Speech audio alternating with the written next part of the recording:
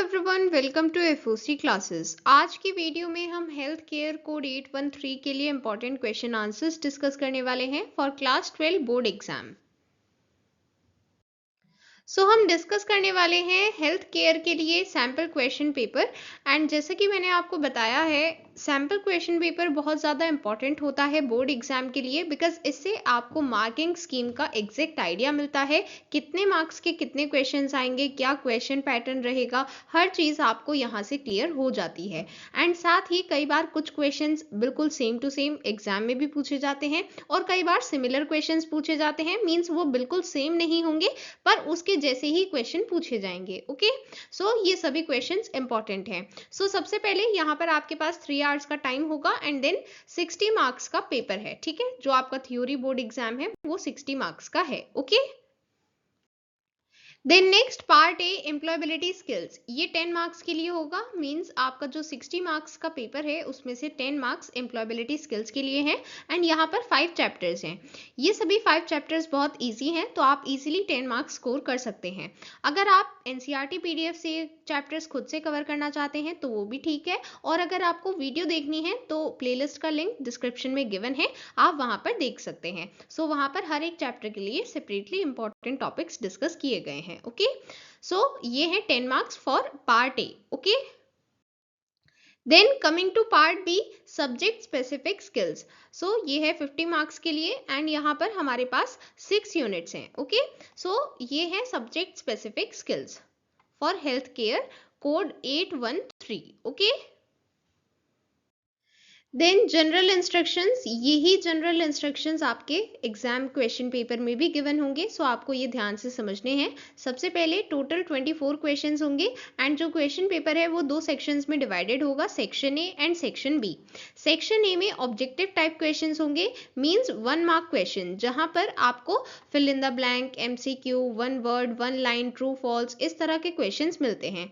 Then section B में subjective type questions होंगे, जहां पर आपको डिस्क्रिप्टिव आंसर लिखना है एंड इसमें 2, 3 एंड 4 मार्क्स के क्वेश्चन पूछे जाएंगे। ओके, इसके बाद आपको बताया गया है कि कुछ इंटरनल चॉइसेस भी हैं एंड इंटरनल चॉइस में से मतलब हमें इंटरनल चॉइस से हमारा क्या मतलब है कि हमें वहीं पर गिवन होगा कि आपको कौन से क्वेश्चंस में चॉइस है।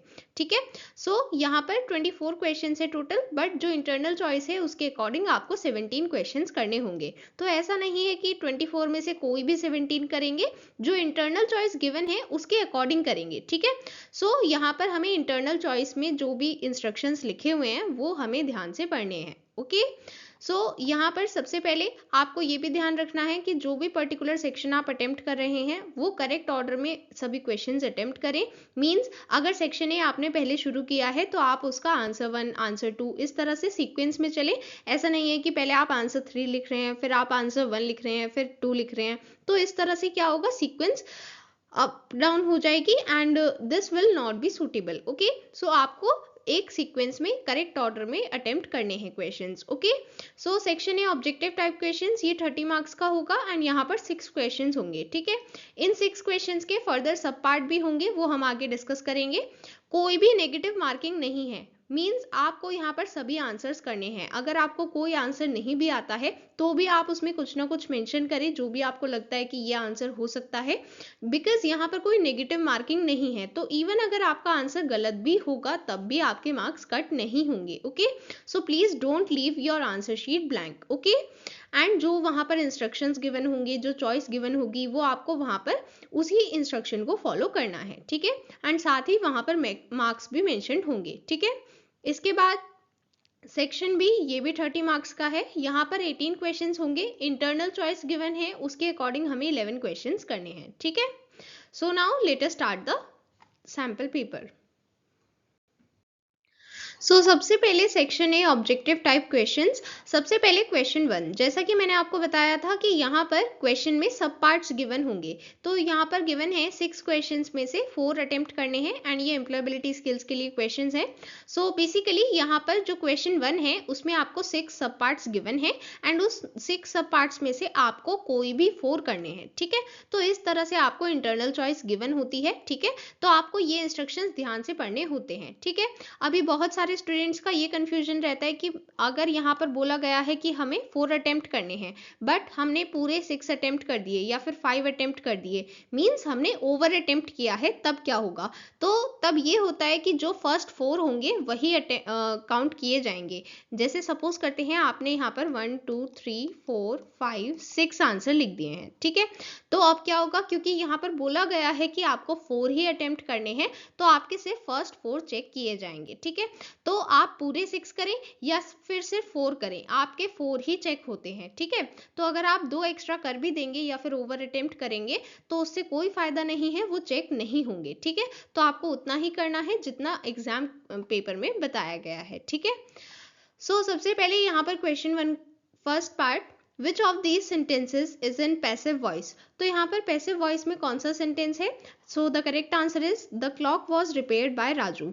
एंड ये पैसिव वॉइस में क्यों है? क्योंकि यहाँ पर जो सब्जेक्ट है वो एक्शन को रिसीव कर रहा है, एंड जब सब्जेक्ट एक्शन को रिसीव करता है उस केस में ये होती है passive voice, okay.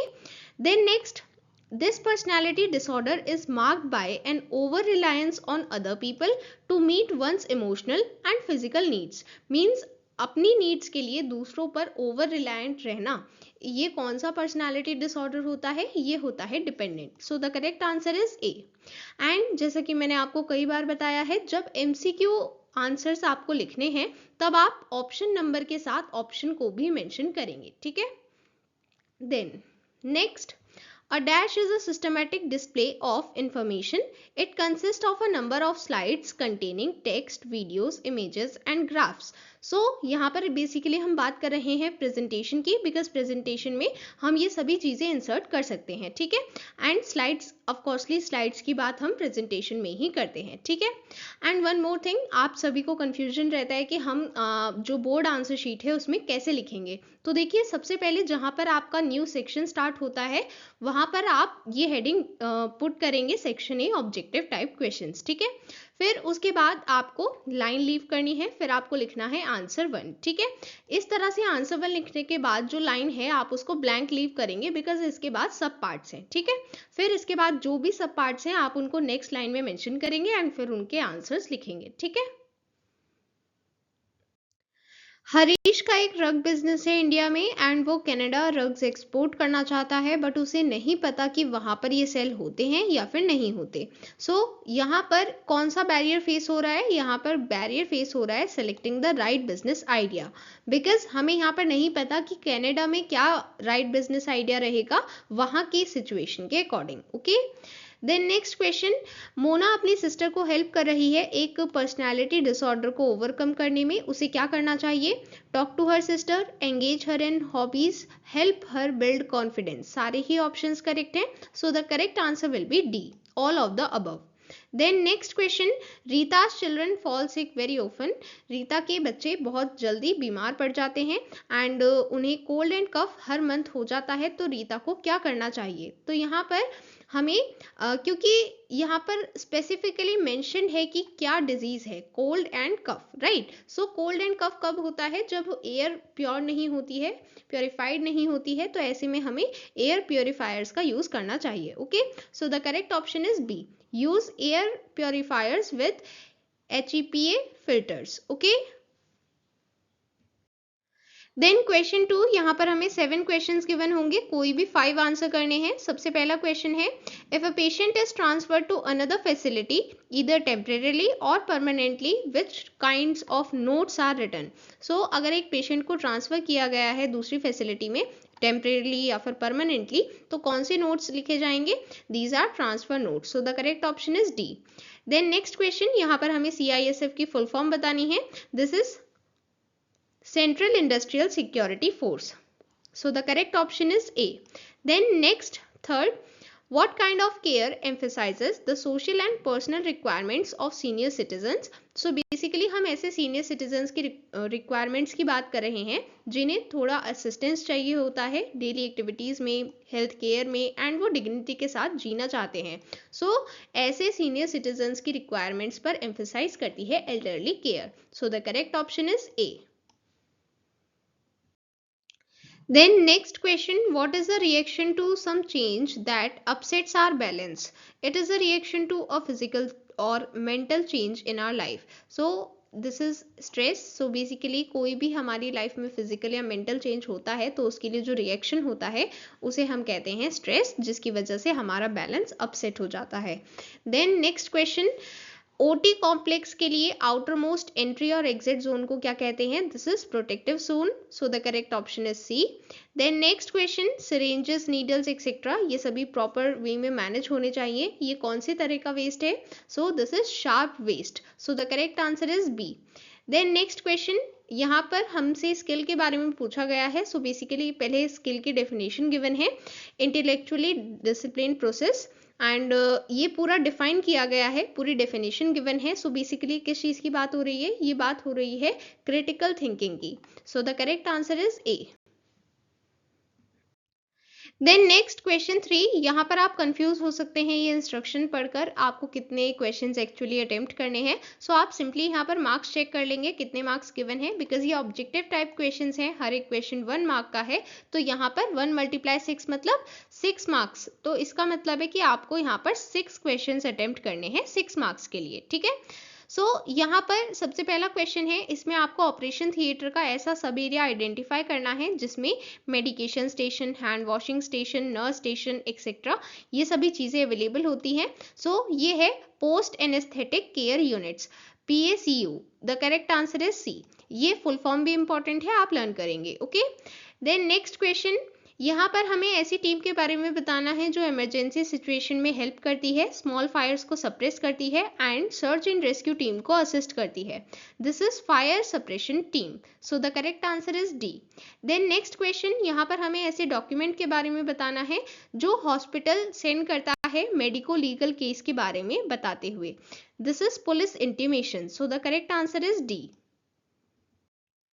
Then next question, ऐसा वेस्ट मटेरियल जिसमें प्रोडक्ट कंटामिनेटेड होता है बाय रेडियो न्यूक्लाइड्स। सो यहाँ पर हम रेडियो एक्टिव डायग्नोस्टिक मटेरियल की बात कर रहे हैं। सो ऑफकोर्सली हम बात कर रहे हैं रेडियो एक्टिव वेस्ट की। So the correct answer is B.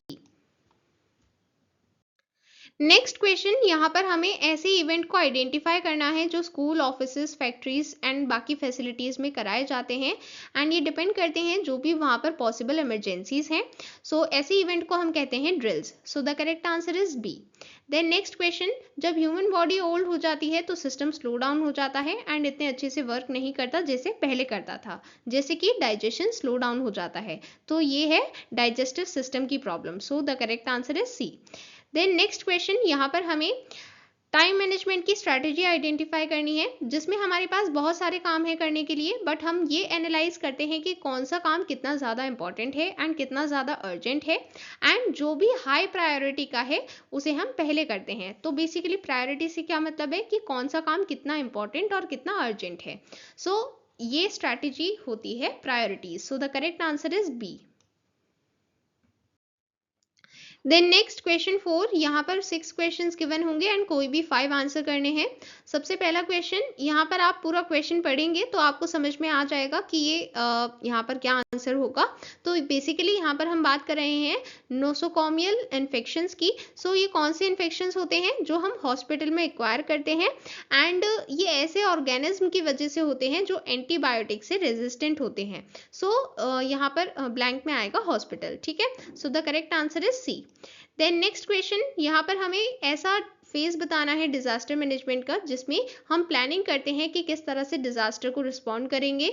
इसमें plans, emergency exercise, training, warning system सभी चीज़ें इंक्लूडेड होती हैं। So the correct answer is A, preparedness. Then next, old people इतनी जल्दी नई चीज़ें नहीं सीख पाते हैं जैसे वो पहले सीख पाते थे। ऐसा किस लिए होता है? ऐसा होता है लेस लर्निंग एबिलिटी की वजह से। So the correct answer is C. Then next question, एक ऐसा डॉक्यूमेंट जो कैजुअलिटी मेडिकल ऑफिसर मेंटेन करता है एंड इसमें रिकॉर्ड किया जाता है nature of wound and trauma, and अगर पेशेंट रिक्वेस्ट करता है तो मेडिकल सर्टिफिकेट भी इशू कर सकता है hospital. So this document is accident cum wound register. The correct answer is B. Then next question, सबसे पहले यहाँ पर एक स्किल की बात हो रही है जिसमें हम सबसे पहले ये इंश्योर करते हैं कि हम खुद को मैनेज करें, खुद की देखभाल रखें। सो बेसिकली हम बात कर रहे हैं सेल्फ मैनेजमेंट स्किल की। So the correct answer is B. Then next question, dash are mainly utilized by the surgical departments. Surgical departments mainly इन्हें use करते हैं different surgeries करने के लिए, and इसमें anesthesia department, paramedical staff ये भी involved होते हैं. So basically यहाँ पर बात हो रही है operation theater की. So the correct answer is D. Okay. Then next question 5, यहाँ पर 6 क्वेश्चंस गिवन होंगे, कोई भी 5 आंसर करने हैं. सबसे पहले क्वेश्चन में हमें बताना है इन्फेक्शन कंट्रोल कमेटी के साथ ये और किसकी रिस्पॉन्सिबिलिटी है कि वो हॉस्पिटल वेस्ट मैनेजमेंट गाइडलाइंस को इम्प्लीमेंट करें एंड ये इंश्योर करें कि वेस्ट हैंडल हो पा रहा है बिना किसी एडवर्स इफेक्ट के. सो ये रिस्पॉन्सिबिलिटी होती है मेडिकल सुप्रिटेंडेंट और डायरेक्टर की. So the correct answer is A. Then next question, यहाँ पर हमें बताना है मेडिकल रिकॉर्ड्स को डॉक्यूमेंट करने का क्या पर्पस होता है.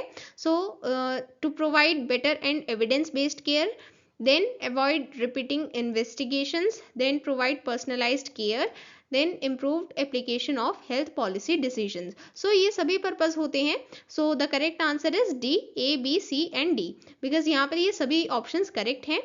देन नेक्स्ट क्वेश्चन, अगर किसी पेशेंट की मेजर सर्जरी, मेजर ऑपरेशन हुआ है तो उसे फेस मास्क प्रोवाइड करते हैं, किस लिए? सो दैट उसे मॉइस्ट ऑक्सीजन दी जा सके. So the correct answer is D, O2, moist O2. Okay.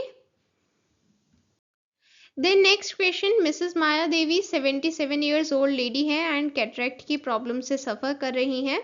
Doctor ने इन्हें बताया है एल्डरली पीपल में most common of problem of eye is. So कौन सी सबसे ज़्यादा कॉमन प्रॉब्लम होती है आई के लिए? This is vision impairment. So the correct answer is C. Then next question, यहाँ पर हमें बताना है एक ऐसी साइकिल जिसकी हेल्प से हम ये बता पाते हैं कि कौन कौन से प्रोसेस चल रहे हैं जिससे government, business and civil society plan कर रहे हैं डिजास्टर के इम्पैक्ट को रिड्यूस करने के लिए, एंड कोई भी डिजास्टर होता है तो उसमें कैसे रिएक्ट करना है एंड उसमें क्या क्या स्टेप्स लेने हैं सो दैट रिकवर किया जा सके. So the correct answer is C, disaster management. इस साइकिल को कहते हैं disaster management. Okay. Then next question, यहाँ पर हमें ऐसा एज ग्रुप बताना है बच्चों के लिए जिसमें वो खुद का ध्यान रखने लगते हैं, अपनी चीज़ें खुद करते हैं, खुद को कंट्रोल कर पाते हैं एंड जनरली अपने पेरेंट्स के साथ रहना पसंद करते हैं, एंड जिन लोगों को वो नहीं जानते उनके साथ रहना पसंद नहीं करते. सो ऐसे एज ग्रुप को आइडेंटिफाई करना है. So the correct answer is C, 1 to 3 years. Okay. Then next question 6, यहाँ पर 6 क्वेश्चंस गिवन होंगे, कोई भी 5 आंसर करने हैं. सबसे पहला क्वेश्चन है एक ऐसी स्किल जिसकी हेल्प से हम स्ट्रेस को अवॉइड कर सकते हैं एंड हमें ज़्यादा से ज़्यादा अपॉर्चुनिटीज़ प्रोवाइड होती हैं डिफरेंट एक्टिविटीज़ करने के लिए. So this skill is self management skill. The correct answer is B. Then next, Hema hospital laboratory में वर्क करती है एंड इसकी रिस्पॉन्सिबिलिटी है to dispose microbiological and biotechnological waste. So ऐसे वेस्ट को डिस्पोज करने के लिए कौन सा प्रोसेस करना चाहिए? This is autoclaving. So the correct answer is A. Then next question, older adults stroke के बाद बोल नहीं पाते हैं, क्वेश्चंस नहीं पूछ पाते हैं. सो ये किस वजह से होता है? Due to an inability to communicate. So the correct answer is B. Then next question, what are included in problem focus charting. यहाँ पर हमें APIE की करेक्ट फुल फॉर्म बतानी है. सो सबसे पहला है A for assessment, then P for problem identification, then I for intervention and then E for evaluation. ये बिल्कुल करेक्ट फुल फॉर्म है. So the correct answer is A. Then next question, dash is seen often after abdominal surgery. This may cause uneasiness in the patient. It gradually reduces with early ambulation. So हमें बताना है यहाँ पर एक ऐसी चीज़ जो abdominal surgery के बाद देखी जा सकती है जिसकी वजह से पेशेंट को अनईजीनेस होती है एंड ये अर्ली एम्बुलेशन के साथ रिड्यूस हो जाती है. This is flatulence. So the correct answer is B. Then next question, a dash results from the combination of hazard, vulnerability and insufficient capacity or measures to reduce the potential chances of risk. Means एक ऐसी चीज़ जो सभी के लिए खतरा है and कोई भी इसका शिकार हो सकता है एंड हमारे पास इतनी कैपेसिटी, इतने मेजर्स नहीं है कि हम इसके रिस्क के चांसेस को रिड्यूस कर पाएं. ये होता है disaster. So the correct answer is D. Okay. Then section B subjective type questions. इससे पहले हमने section A objective type questions को फिनिश कर लिया है, मींस हमने 30 मार्क्स का सैम्पल पेपर कंप्लीट कर लिया है, ठीक है। सो अभी तक हमने सभी 1 मार्क्स के क्वेश्चन डिस्कस किए थे, अब हम डिस्क्रिप्टिव आंसर्स लिखने वाले हैं, ओके। तो सबसे पहले सेक्शन बी में भी आपको एम्प्लॉयबिलिटी स्किल्स के लिए क्वेश्चन गिवन होंगे, तो यहाँ पर 5 क्वेश्चन होंगे, आपको कोई भी 3 आंसर करने हैं, ठीक है। एंड यहाँ पर ये सभी 2 मार्क्स के होंगे। तो देखिए एम्प्लॉयबिलिटी स्किल से बोर्ड एग्जाम में सिर्फ 2 ही टाइप के क्वेश्चन आएंगे, 1 मार्क एंड 2 मार्क, ठीक है। सो यहाँ पर आपको 5 क्वेश्चंस गिवन है, आपको कोई भी 3 आंसर करने हैं एंड वर्ड लिमिट है 20 to 30 words, okay. Right a short note about paragraph. So group of sentences paragraph बनाते हैं एंड कोई भी पैराग्राफ लिखते टाइम हमारे पास एक कॉमन आइडिया होता है जिस पर बेस्ड हम पैराग्राफ लिख रहे हैं, एंड अगर हमें डिफरेंट आइडिया लिखना है तो हम न्यू पैराग्राफ को स्टार्ट करते हैं, okay. Then list any 2 points of importance of self motivation. Self motivation important होता है क्योंकि इसकी वजह से एनर्जी एंड एक्टिविटी बढ़ती है एंड साथ ही इंडिविजुअल अपने स्पेसिफिक गोल्स के लिए काम करता है। Then next question, write 4 steps to insert a text box in a slide. Slide में टेक्स्ट बॉक्स इंसर्ट करने के लिए सबसे पहले इंसर्ट मेन्यू पर जाएंगे, देन टेक्स्ट बॉक्स ऑप्शन को सेलेक्ट करेंगे, कोई भी साइज का टेक्स्ट बॉक्स बना सकते हैं एंड फिर उसमें टेक्स्ट एंटर कर सकते हैं, okay. Explain any 2 values which make an entrepreneur. Entrepreneur की कोई भी 2 वैल्यूज बतानी है। सबसे पहला है कॉन्फिडेंस। अगर एक एंटरप्रेन्योर कॉन्फिडेंट रहता है तो वो न्यू बिजनेस सेटअप कर सकता है, उसे ग्रो कर सकता है एंड नई चीज़ों को ट्राई कर सकता है। सो सेल्फ कॉन्फिडेंट रहना बहुत ज़रूरी है। देन ओपन माइंडेडनेस मीन्स हमें नई चीज़ें ट्राई करनी है, नई चीज़ों के लिए ओपन रहना है एंड साथ ही दूसरों के फीडबैक के लिए भी ओपन रहना है। सामने वाला पॉजिटिव नेगेटिव जैसा भी फीडबैक देता है आपको उसे एक्सेप्ट करना है एंड उसको एनालाइज करना है, okay. Then how green jobs can be important in solar and wind energy? So सबसे पहले हम ये बताएंगे कि कौन कौन सी ग्रीन जॉब्स अवेलेबल हैं इस फील्ड में। सबसे पहले है solar panel engineers and installer, means ऐसे लोग जो डिज़ाइन करते हैं सोलर पैनल एंड देन उन्हें इंस्टॉल करते हैं सो दैट इलेक्ट्रिसिटी प्रोड्यूस की जा सके। देन विंड एनर्जी वर्कर्स, जो विंड एनर्जी से इलेक्ट्रिसिटी प्रोड्यूस करने के लिए प्लान लेआउट करते हैं। सो ये ग्रीन जॉब्स इंपॉर्टेंट हैं बिकॉज हमें पता है कि solar and wind energy clean energy provide करते हैं, सो ये सभी जॉब्स रिक्वायर्ड हैं, ओके। देन अब 2 मार्क्स के क्वेश्चन सब्जेक्ट स्पेसिफिक स्किल से गिवन है। सो यहाँ पर अगेन वर्ड लिमिट रहेगी 20 to 30 वर्ड्स। 5 क्वेश्चंस गिवन है एंड कोई भी 3 अटेम्प्ट करने हैं, ओके।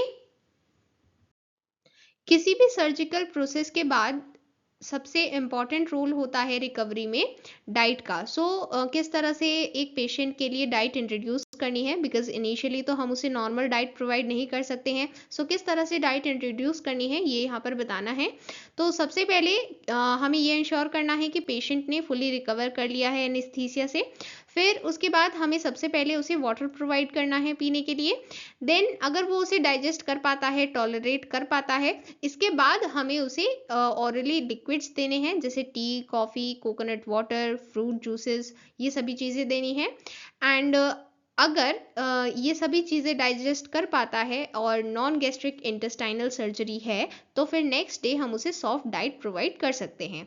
और फिर अगर वो भी डाइजेस्ट कर लेता है तो फिर उसके बाद हम बैलेंस डाइट प्रोवाइड करना शुरू कर सकते हैं, ठीक है। एंड ये सभी चीज़ें डिपेंड करती हैं कि कौन सी टाइप की सर्जरी है एंड पेशेंट कितना होश में है, ठीक है। Then next question, why is it important to maintain the confidentiality of medical records of patient? Means हमें patient के records को confidential क्यों रखना है? Because यहाँ पर जितने भी patient के records होते हैं उसमें हमें written permission की requirement होती है patient से and अगर हमें उन्हें copy करना है तो ये जो information है ये सबसे पहली बात patient का personal matter है और दूसरी बात ये hospital के पास एक legal evidence है कि उन्होंने कौन सी care provide की है patient को एंड ये किसी भी इंश्योरेंस कंपनी या फिर थर्ड पार्टी को बिना पेशेंट की परमिशन के प्रोवाइड नहीं किया जा सकता। यहाँ पर पेशेंट की जो भी इंफॉर्मेशन है अगर वो किसी और को रिक्वायर्ड भी है तो फिर वो हॉस्पिटल की पॉलिसीज़ के साथ उन्हें कॉपरेट करना होगा। जो भी हॉस्पिटल की पॉलिसीज़ हैं लाइक ऐसे ही कोई भी आएगा तो हम पेशेंट की इंफॉर्मेशन नहीं दे सकते हैं। उसके लिए कुछ हॉस्पिटल की पॉलिसीज़ होती हैं, अगर उनके साथ कंप्लाई करते हैं सिर्फ तभी आपको इंफॉर्मेशन प्रोवाइड की जाएगी, okay. Then next question, time management एक इंपॉर्टेंट स्किल है ऑर्गेनाइज्ड रहने के लिए। किस तरह से हम खुद को मैनेज कर सकते हैं ज़्यादा प्रोडक्टिव बनने के लिए। सबसे पहले हमें पता है कि सभी के लिए टाइम प्रीशियस है, इंडिविजुअल एंड डिपार्टमेंट सभी ये इंश्योर करते हैं कि वो अपना टाइम प्रॉपरली यूटिलाइज करें, अपने गोल्स को क्लियरली डिफाइन कर सकते हैं। एंड साथ ही जो भी डिपार्टमेंट्स होते हैं वो कुछ फाइनेंशियल पेनल्टीज भी लगाते हैं अगर आप डेडलाइंस मिस करते हैं, दैट आप ये इंश्योर करें कि आप अपने टाइम को प्रॉपरली मैनेज कर रहे हैं एंड अपने काम को टाइम पर कर रहे हैं। देन स्कूल कल्चर भी बहुत इंपॉर्टेंट रोल प्ले करता है स्टूडेंट लाइफ में, बिकॉज इसकी हेल्प से स्टूडेंट्स भी डिसिप्लिन बनते हैं, टाइम मैनेजमेंट इंश्योर कर पाते हैं। अब देखिए, जिस दिन संडे होता है उस दिन जनरली हम एग्जाम टाइम की बात नहीं कर रहे हैं, बट जब संडे होता है तब आप लेट उठते हैं। क्यों उठते हैं? क्योंकि आपको पता है कि स्कूल नहीं जाना, बट जिस दिन आपको पता है कि आपको स्कूल जाना है तो आप टाइम पर उठ जाते हैं। इसका मतलब है कि वो स्कूल का एक इन्फ्लुएंस है आप पर, आपके टाइम मैनेजमेंट में। ओके, देन अगर आप टाइम पर कोई भी चीज़ लीव करेंगे तो ये आपकी एफिशिएंसी और प्रोडक्टिविटी दोनों चीज़ें डिक्रीज कर देता है। जैसे आप सोचते हैं कि आज नहीं कल करते हैं ये काम, एंड आप उसको कल पर टाल देते हैं, तो वो आपकी एफिशिएंसी और आपकी प्रोडक्टिविटी को डिक्रीज करता है। एंड साथ ही अगर रिवॉर्ड्स दिए जाएं तो इससे आपका वर्कलोड भी कंट्रोल होता है। जैसे अगर आपको ये रिवॉर्ड दिया जाएगा कि जो भी पूरे वीक का रिवीजन सैटरडे को कंप्लीट कर लेगा उसे हम रिवॉर्ड देंगे, तो हर स्टूडेंट सैटरडे तक पूरे वीक का रिवाइज कर लेगा। बट अगर रिवॉर्ड नहीं दिया जा रहा है तो किसी को कोई फर्क नहीं पड़ता, कोई क्यों ही रिवाइज करेगा। ठीक है, इस तरह से रिवॉर्ड्स एक इंपॉर्टेंट रोल प्ले करते हैं। Then more time to focus on the most important aspects of your activities। Rewards he help करते हैं हमें ज़्यादा टाइम अलॉट करने में अपनी प्रायोरिटीज़ को, जो भी हमारी प्रायोरिटी है। इस टाइम पर हमारे एग्ज़ाम्स हमारी प्रायोरिटी है एंड हमें पता है कि इसका रिवॉर्ड क्या है। आगे जाकर जब हमें अच्छा रिजल्ट मिलेगा, अच्छे रिजल्ट की हेल्प से हमें अच्छा कॉलेज मिलेगा, तो ये सभी हमारे रिवॉर्ड्स हैं एंड इन्हीं की वजह से हम अपना पूरा टाइम डिवोट कर रहे हैं अपने एग्जाम प्रिपरेशन के लिए। Okay, then next question, how the infections can be transmitted by various routes. यहाँ पर हमें ट्रांसमिशन ऑफ इन्फेक्शन के लिए डिफरेंट रूट्स के बारे में बताना है। इन्फेक्शन डिफरेंट रूट से ट्रांसमिट कर सकता है। जैसे अगर हम हॉस्पिटल डस्ट को इनहेल कर लेते हैं तो एयर के थ्रू हमारे अंदर इन्फेक्शन जा सकता है। देन डायरेक्ट कॉन्टैक्ट के थ्रू, जैसे अगर हम कहीं पर गिर जाते हैं, या फिर म्यूकस मेम्ब्रेन के थ्रू। देन अगर हम कंटामिनेटेड हैंड्स से फूड एंड वाटर इनटेक कर रहे हैं। Then injections, infusions, equipment, materials, इन सभी के थ्रू इन्फेक्शन हमारे अंदर जा सकता है। Then next question, emergency situation में मेडिकल ट्रायज टीम किस तरह से हेल्प करती है। मेडिकल ट्रायज टीम जिसमें 2 लोग होंगे, ये स्टार्ट सिस्टम को यूज करती है। Start means simple triage and rapid treatment, ये फुल फॉर्म एग्जाम में पूछी जा सकती है। इस सिस्टम में हम क्या करते हैं, विक्टिम्स को मार्क करते हैं कैटेगरी ऑफ इंजरी के साथ, एंड ये मार्क होता है स्टैंडर्ड ऑपरेटिंग प्रोसीजर्स के बेसिस पर। मींस किसको कितनी ज़्यादा सीवियर इंजरी है वो सबसे टॉप पर रहेगा, उसको सबसे पहले ट्रीटमेंट प्रोवाइड किया जाएगा। एंड ये स्टार्ट सिस्टम डेवलप किया गया था सो दैट 30 सेकेंड्स या उससे कम में मल्टीपल विक्टिम्स को ट्रायज किया जा सके। मींस हम ये देख सकें कि किसको कितनी ज़्यादा सीवियर इंजरी है एंड उसको उसी के अकॉर्डिंग ट्रीटमेंट प्रोवाइड कर सकें। एंड इसके लिए 3 प्राइमरी ऑब्जर्वेशंस हैं, respiration, perfusion and mental status. And साथ ही ये जो मेडिकल ट्रायज टीम है, ये fire separation team and rescue team इनको भी असिस्ट कर सकती है अगर रिक्वायर्ड है तब। ठीक है, देन नेक्स्ट यहाँ पर हमें 3 क्वेश्चंस गिवन है 3 मार्क्स के लिए, एंड हमें कोई भी 2 अटेम्प्ट करने हैं। वर्ड लिमिट है 30 to 50 वर्ड्स। ये 3 क्वेश्चंस में से कोई भी 2 अटेम्प्ट करने हैं। Okay, When you are managing your time, how will you make your to-do list? To-do list बनाने के लिए हमें अपना मास्टर शेड्यूल ध्यान में रखना है, अपना डे प्लान करना है, पूरे वीक के लिए गोल सेट करने हैं। अगर कोई स्टडी टास्क फिनिश हो गया है तो उसे क्रॉस ऑफ करना है टाइम टेबल या लिस्ट में। एंड ज़्यादा डिटेल्स नहीं देनी है, शेड्यूल को फ्लेक्सिबल रखना है सो दैट अगर हमें कोई चीज़ रीशेड्यूल करनी है तो हम इजीली कर पाएँ। ओके, देन नेक्स्ट क्वेश्चन, यहाँ पर हमें एज ग्रुप्स को क्लासिफाई करना है। सो आप डायरेक्टली इस तरह से टेबल बना सकते हैं। सबसे पहले एज ग्रुप्स मेंशन करेंगे and then age span. So birth से लेके 1 ईयर तक इन्फेंट होते हैं, then 1 to 3 years toddler, 3 to 5 years preschool child, then 5 to 12 years school age child, 12 to 18 years adolescent, 18 to 45 years young adult, 45 to 65 years middle age adult and over 65 old adult. Okay, then next question में operation theatre के सब areas का role बताना है। सबसे पहला है preoperative check in area reception. It is use to maintain privacy for changing clothes. Then ये लॉकर्स एंड लेबोरेटरीज प्रोवाइड करता है स्टाफ के लिए। Then holding area for patient. Then anaesthesia induction room, ये स्पेस प्रोवाइड करता है anaesthetic trolleys and equipments के लिए। So these are the sub areas of operation theatre. Okay, then next question, यहाँ पर हमें 4 मार्क्स क्वेश्चंस गिवन है। So basically 5 questions हैं एंड यहाँ पर हमें कोई भी 3 आंसर करने हैं। वर्ड लिमिट है 50 to 80 वर्ड्स। ओके, सो आप यहाँ पर कोई भी 3 आंसर कर सकते हैं। Okay, then next question, how the ERT team leader Prajakta can help in emergency situation. So basically हमसे यहाँ पर ERT टीम लीडर का रोल पूछा गया है, बट क्योंकि हमें स्पेसिफिकली एक नेम गिवन है प्राजक्ता, सो हम इसी के रेफरेंस में क्वेश्चन का आंसर देंगे। ठीक है, तो सबसे पहले प्राजक्ता को एक इनिशियल असेसमेंट बनाना होगा सीन का। देन ये डिटरमाइन करना होगा कि कौन से टीम मेंबर के लिए क्या अप्रोप्रिएट कोर्स ऑफ एक्शन है। देन जब तक किसी और मेंबर को ये रोल असाइन नहीं होता तब तक वही सेफ्टी ऑफिसर रहेगी एंड बाकी सभी टीम मेंबर्स को भी रोल असाइन करेगी। Then triage area, treatment area, morgue, vehicle traffic routes, ये सभी डिटरमाइन करेगी। देन टीम ऑपरेशंस को कोऑर्डिनेट एंड डायरेक्ट करेगी। देन लॉजिस्टिकल नीड्स जैसे खाना पानी, इन सभी चीज़ों की कितनी रिक्वायरमेंट है, ट्रांसपोर्टेशन, मेडिकल इक्विपमेंट्स, ये सभी चीज़ें यहाँ पर डिटरमाइन करेगी। एंड इन सभी नीड्स को कैसे फुलफिल किया जा सकता है थ्रू टीम मेंबर्स और वॉलंटियर्स, ये सभी चीज़ें डिटरमाइन करेगी। देन रिपोर्ट कलेक्ट करेगी एंड रिपोर्ट लिखेगी ऑपरेशन और विक्टिम्स पर। देन कम्युनिकेट एंड कोऑर्डिनेट करेगी with incident commander, local authorities and बाकी ERT टीम लीडर्स के साथ। Okay, then next question, postoperative care में मिस्टर मेहरा जो एक पेशेंट है उन्हें कैसे ट्रीट किया जाएगा अगर फॉलोइंग कंडीशंस हैं।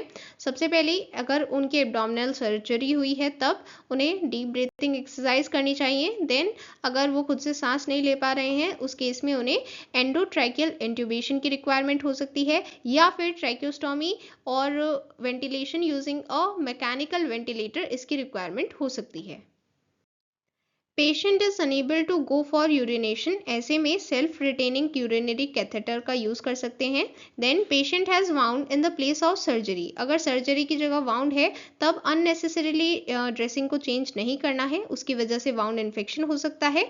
और अगर वाउंड इन्फेक्शन ऑलरेडी हो गया है तो उस केस में जितनी बार भी रिक्वायरमेंट है ड्रेसिंग को चेंज करने की उतनी बार चेंज करना है। ओके, देन नेक्स्ट क्वेश्चन, यहाँ पर हमें एक टेबुलर फॉर्मेट में ये बताना है कि इन्फेंट, चाइल्ड और टीन में कौन से 4 वाइटल साइंस हैं जो डिफरेंट होते हैं। एक टेबुलर फॉर्मेट में यहाँ पर बताना है। तो सबसे पहले आप वाइटल साइन का एक कॉलम बनाएंगे, then infant, then child and then teen. Okay, फिर यहाँ पर वाइटल साइंस होंगे heart rate, respiration, blood pressure, temperature. ठीक है, सो ये सभी फैक्चुअल डेटा है, आपको लर्न करना है। टेबल यहाँ पर गिवन है, आप इसे लर्न करेंगे। ठीक है, एग्जाम में पूछी जा सकती है। Okay, Pratul hospital waste management committee का पार्ट है। सो ये किस तरह से इंपॉर्टेंट रोल प्ले कर सकता है वेस्ट मैनेजमेंट में बताना है। सो वेस्ट मैनेजमेंट इंश्योर करने के लिए सबसे पहले ये इंश्योर करना होगा कि सभी डिपार्टमेंट्स में biomedical waste rules and guidelines follow हो रहे हैं। साथ ही अवेयरनेस प्रोग्राम्स कंडक्ट कराने होंगे, ट्रेनिंग प्रोग्राम्स कंडक्ट कराने होंगे सभी स्टाफ के लिए। देन एक मीटिंग रखनी होगी हॉस्पिटल वेस्ट मैनेजमेंट कमेटी के लिए, जिसमें एक डिटेल प्लान ऑफ एक्शन बनाया जाएगा segregation, collection, storage and transport of waste के रिगार्डिंग। एंड यहाँ पर जो भी आइटम्स की रिक्वायरमेंट है उन सभी को प्रोक्योर करना होगा एंड उनको अवेलेबल कराना होगा। ये सभी रिस्पॉन्सिबिलिटीज, ये सभी रोल्स प्रतुल के हैं as a part of hospital waste management committee. ठीक है, देन नेक्स्ट क्वेश्चन, यहाँ पर हमें इंपॉर्टेंट डॉक्यूमेंट्स के बारे में बताना है जो हॉस्पिटल मेडिको लीगल केसेस में मेंटेन करते हैं। सबसे पहला है पुलिस इंटीमेशन। ये एक ऐसा डॉक्यूमेंट है जो हॉस्पिटल पुलिस को सेंड करते हैं मेडिको लीगल केस के बारे में इन्फॉर्म करने के लिए। देन वाउंड सर्टिफिकेट, अगर पुलिस रिक्वेस्ट करती है तब ये सर्टिफिकेट सेंड किया जाता है एंड ये डिस्क्राइब करता है नेचर ऑफ वाउंड एंड जो मेडिकल ऑफिसर जिसने पेशेंट को अटेंड किया है उसे साइन करना होता है इस पर, ये ज़रूरी होता है। देन डिस्चार्ज सर्टिफिकेट, ये सर्टिफिकेट पेशेंट को दिया जाता है जब वो डिस्चार्ज होता है हॉस्पिटल से एंड इसमें सब कुछ पूरी डिटेल होती है, कौन सी डिजीज़ थी एंड कितने टाइम हॉस्पिटल में रहे, देन क्या ट्रीटमेंट दिया गया एंड ये मेडिको लीगल इम्पोर्टेंस का होता है। Then accident cum wound register, हमने ऑलरेडी ये डिस्कस किया है ऑप्शंस में। ओके, सो ये 4 टाइप्स ऑफ इम्पॉर्टेंट डॉक्यूमेंट्स थे जो मेडिको लीगल केसेस में इम्पॉर्टेंट होते हैं। ओके, सो स्टूडेंट्स, इसी के साथ हमने कंप्लीट डिस्कशन कर लिया है सैम्पल पेपर का। Okay, all the best for your exam, bye everyone.